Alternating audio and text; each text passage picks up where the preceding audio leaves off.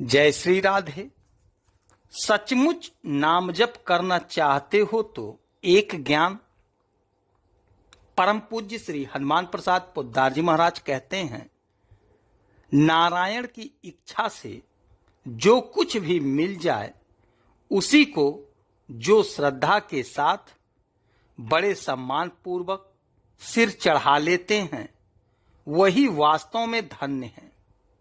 ऐसे ही व्यक्ति यथार्थ ज्ञान और भक्ति के ऊंचे शिखर पर पहुंच सकते हैं।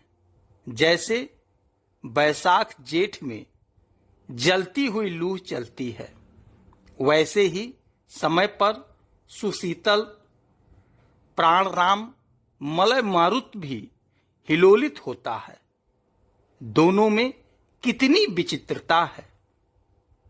यही तो उसकी अपूर्व सृष्टि है, जो इस अनोखे सुख दुख की द्वंद्व मूर्ति में प्रकट होकर अपने रूप को विकसित कर और फिर बालक की तरह उन्हें द्वंद्वों को लेकर खेलते हैं।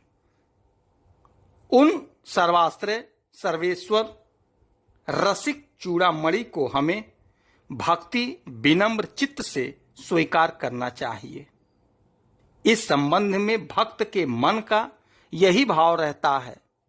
वह यही समझता है कि मेरे हृदय बंधु प्राण रमण भगवान ही जब सब कुछ हैं, तब वे चाहे सुख शांति के रूप में हो या शोक रोग दुख और मृत्यु के ही वेश में हो।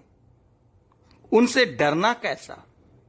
मैं मां के गोद में बैठा हूं, ऐसा जान लेने पर जैसे बच्चा किसी भी डर से नहीं डरता, इसी प्रकार जिसने यह सचमुच जान लिया है या जिसको यह दृढ़ विश्वास हो गया है कि संसार में जो कुछ है सो सब भगवान ही है, वह किसी से भी क्यों डरेगा। अपने से अतिरिक्त किसी दूसरे के बोध से ही तो भय की उत्पत्ति होती है।